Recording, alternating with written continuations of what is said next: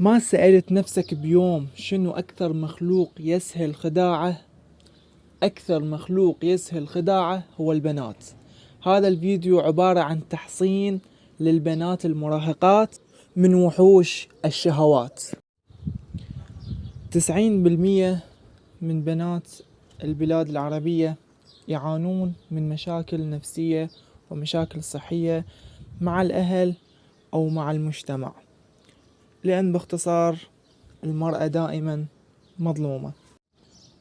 راح تضطر للعثور على أي شيء يحويها، والعالم مليان بالشباب أصحاب النفوس الضعيفة، ومع كثرة الفساد ومع كثرة وقوة وسيطرة الشهوات على عقول بعض الشباب راح يغرها بكلمة الحب، اللي هو أصلا هو وسيلة من وسائل الشيطان. ومفهوم الحب هو بالنسبة لي هو عقد القرآن والزواج على سنة الله ورسوله قبل كل شيء، قبل حتى التعارف. من خلال تجربتي بالحياة لاحظت كثير من الشباب والبنات داخلين في دوامة الشهوات اللي نهايتها معروفة، يا أما المشاعر السلبية أو جلد الذات، أو قد تؤدي إلى الانتحار لعدم وجود الحب الحقيقي الذي يحب الروح وليس الجسد. الشخص إذا طلب من عندي الصور أو طلب يشوف شكلك، هذا الشخص هو راح يحب جسدك.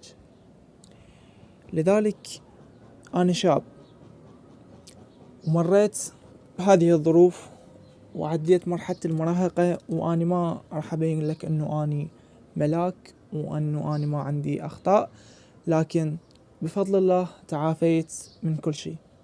وبقناتي سميتها يلا نتعافى، حتى تعافى من كل شيء، وحتى انشر الوعي للناس حتى يستفادون من عندي بإذن الله تعالى.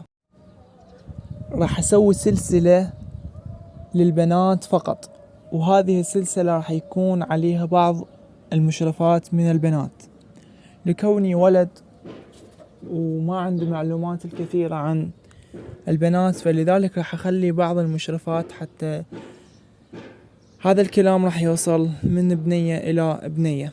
لذلك اللي حاب يشارك في هذه السلسلة يكتب بالتعليقات تم، وإن شاء الله راح أسوي حلقة خاصة بهذه السلسلة، وراح أنزل دائما نصائح للبنات إن شاء الله حتى نكون واعين.